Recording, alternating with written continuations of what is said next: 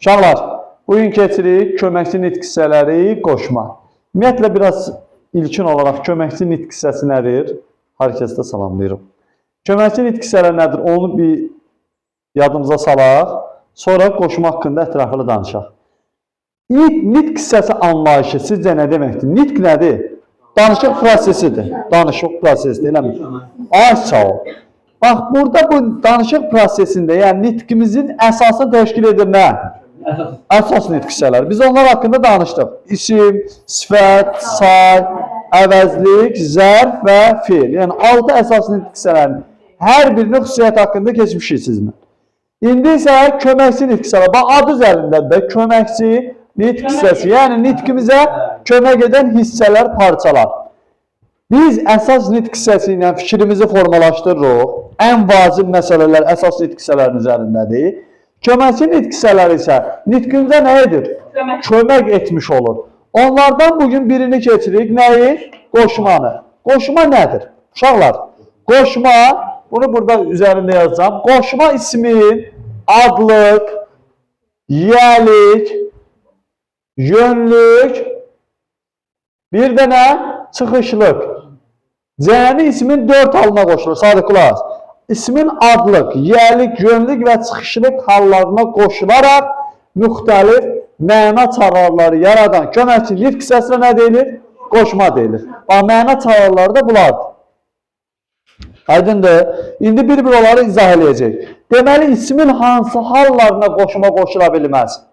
Təsirlik, bir də yerlik halar. Heç vaxt qoşma qoşula bilməz. Mümkün deyil. Azərbaycan dilində elə bir qoşma yoxdur ki, təsirlik hala qoşulsun və yaxud da ki, yerlik hala qoşulsun. İsmin adlıq, yiyəlik, yönlük, bir də nəyinə?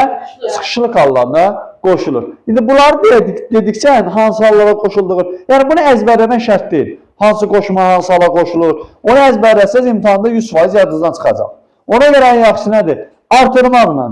Yəni artıracaqsan, məzmununa da baxarsan, məna çağrılarına da baxarsan, eyni zamanda hansı hala qoşulduğu da gözünün önündə olacaq. Başa düşdünüz?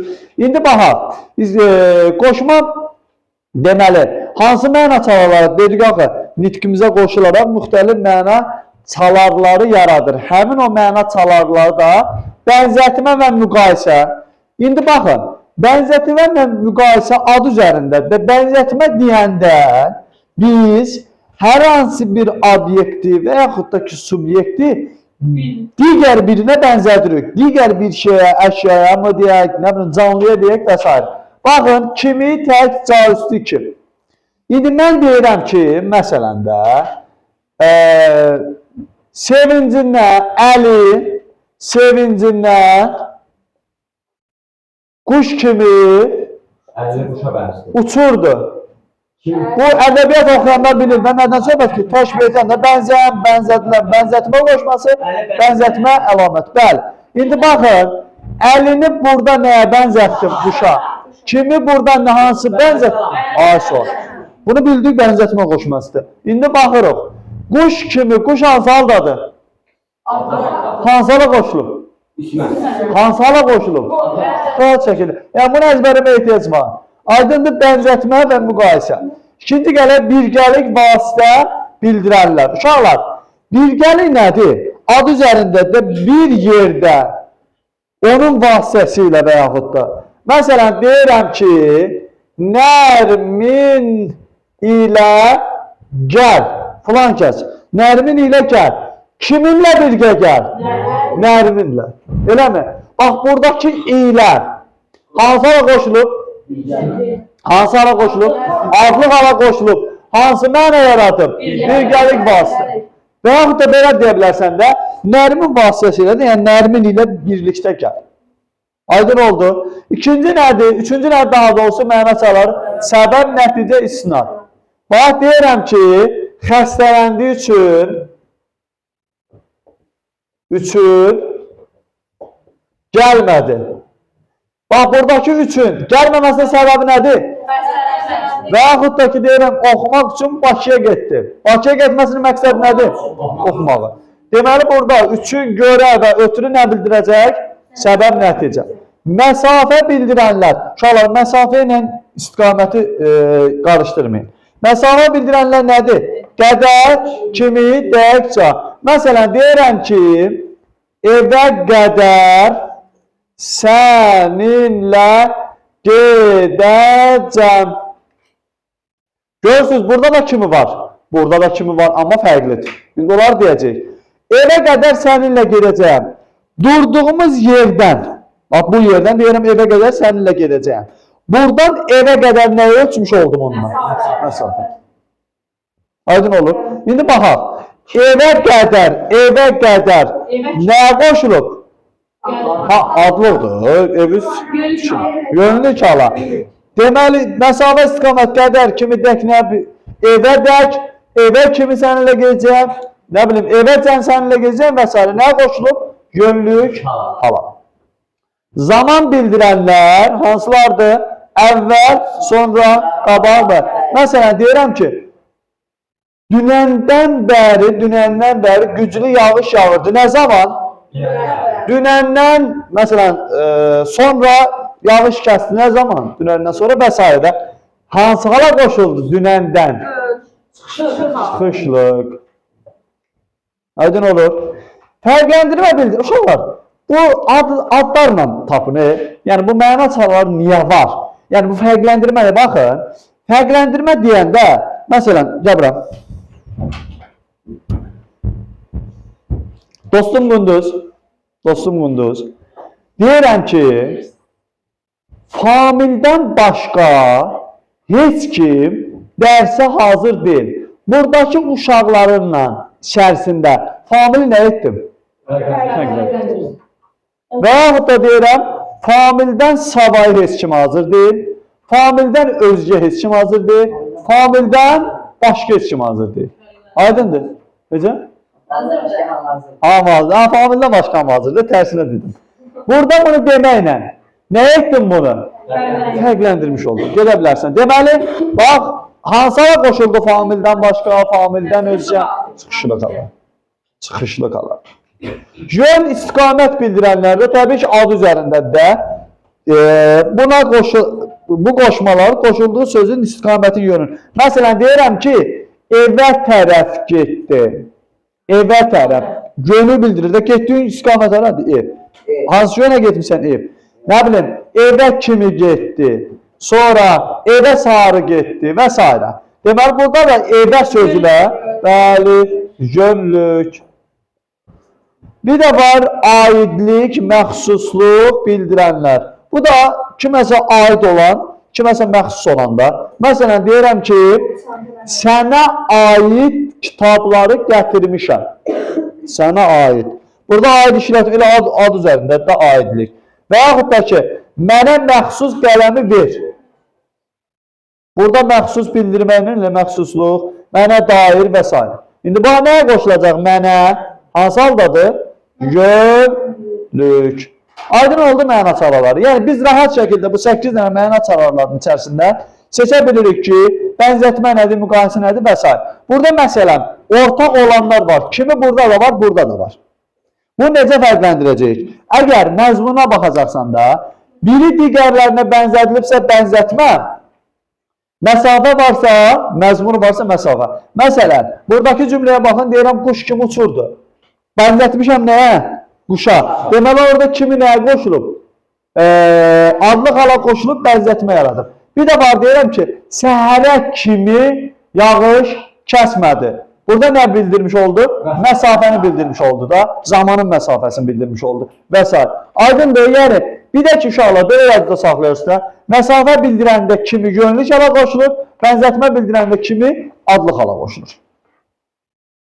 Və yaxud da yiyəlik halada qoşula bilər və deyirəm ki, sənin kimi dostum çoxdur.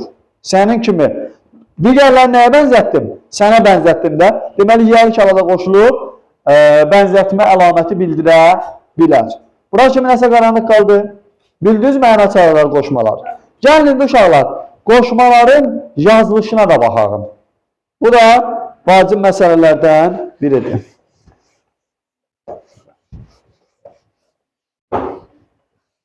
Bizim o bir silgimiz haradadır? O silgini görmünə. Tez elə. O birisi verdi. Hə.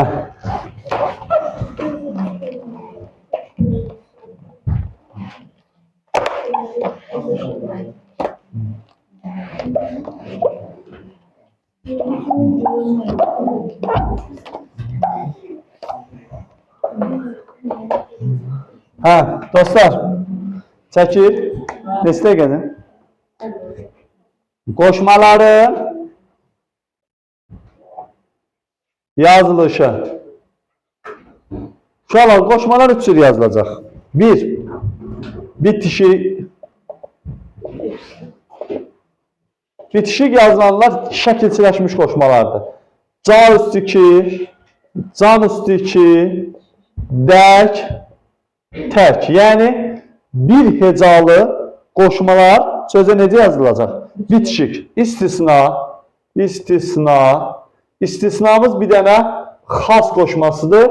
Bəli, xas qoşmasıdır, bir hecalıdır, amma ayrı yazılır. İstisna. İkinci, həm bitişik. Bəli, həm ayrı. Bunlar hansılardır? Həm bitişik, həm. Üçün, bir də ilə. Üçün, diqqətlə qulaq asın. Əgər üçün iki hecalıdsa ayrı, çün formasındadırsa, məsələn, sən üçün, belədirsə necə olacaq? Bitişik. Burada yazıram. İlə iki hecalıdsa ayrı, la üstü 2 bitişik. 2 dənədir cəmi. Üçün formasında olan da ayrı yazılacaq, çün formasında olan da bitişik. İlə formasında, yəni iki hecalı olan da ayrı, lalə formasında olan da bitişik. Üçüncü hansıdır? Üçüncü təbii ki ayrı yazılanlar. Bunlara nümunə bütün iki hecalı qoşmalar qədər çoxdur. Dair, kimi, sonra və s. Deməli, bitişik yazılanlar şəkilçiləşmiş qoşmadır və yaxud da ki, biz buna deyə bilərik ki, bir hecalı qoşmalar. Aydındır. Bir dənə istisnamız hansıdır? Xas sözü. Xas qoşması necə yazılacaq? Xas bax, bu ayrı yazılanlara aiddir. Burada yazılan. Xas. Bu ayrı yazılır. Ayrı yazılır. Məsələn, tək deyirəm ki, dostuma xas xüsusiyyətlər, nə bilim, çoxdur. Aydındır. Xas olanda ayrı yazılacaq. Həm bitişik, həm ayrı yazılanlar cəmi 2 dənədir. Üçün əgər 2 hecalıdsa, yəni üçün formasındadırsa ayrı, bir hecalı üçün formasındadırsa bitişik. İlə 2 hecalı ilə formasındadırsa ayrı, lalə formasındadırsa bitişik yazılacaq. Biraz tezili. Videoda götürərsiniz də, mən vaxtımız gedir axı, saxlatdırmayaq. Sonra uşaqlar, bu yazılışı, bir də uşaqlar, qoşmaların amonimli xüsusiyyətləri var, qoşmaların. Amonimli xüsusiyyətləri nələrdir? Tam müəllimidir? Amonimli xüsusiyyətləri nələrdir? Gəlin baxaq. Demək, digər nitqsələri və yaxud da ki, öz arasında da amonimli olurlar, digər nitqsələrində. Uşaqlar, adı üzərində də bu qoşma, bax, təsəvvür edin, qoşmanı necə təsvir edə bilərik biz? Bu traktordur, bu da lapetdir. Qoşma nəyin rolunu oynayır? Lapetin rolunu oynayır da.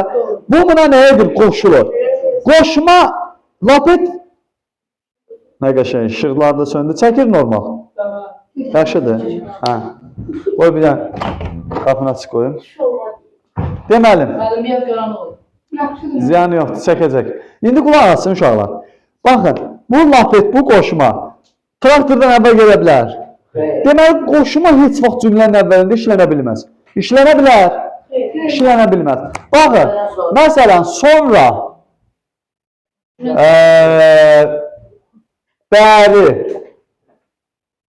dünəndən sonra, dünəndən bəri, sonra, əvvəl və s. Bunlar zərfdə ola bilər, bunlar qoşma da ola bilər.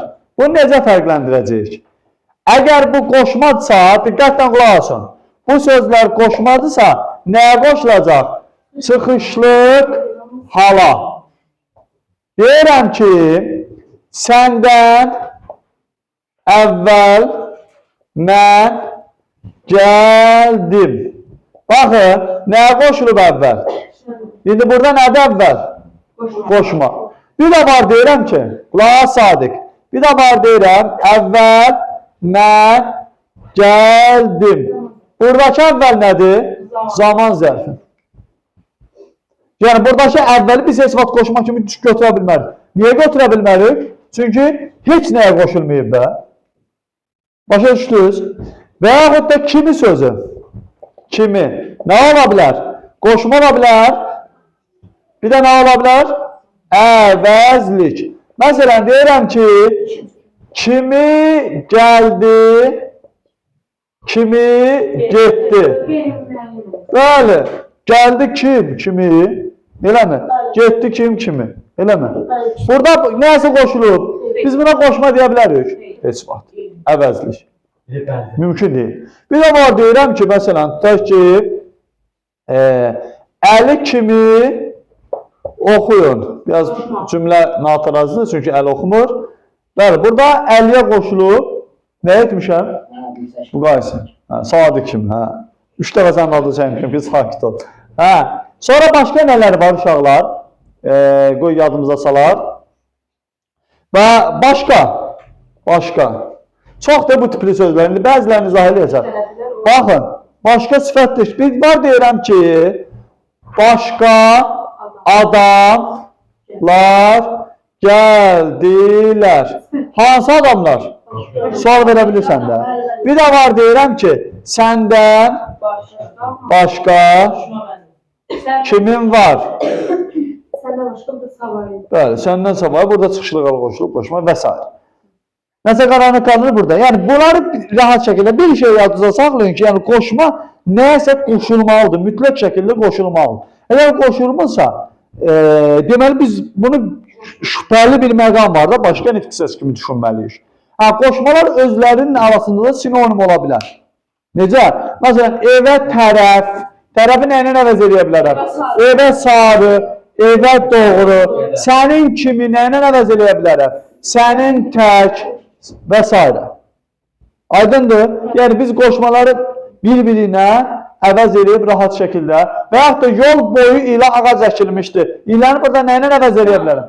Bəli, canı. Yol boyu ilə, yol boyunca ağaclar əkilmişdir. Bu da olacaq qoşmaların nəyi? Sinonimi. Qoşma haqqında nəsə qaranlıq qaldı? İşıqlarımız da sönməyə vaxt tapdı. Mənə elə gəlir ki, videonu burada yekunlaşdıraq.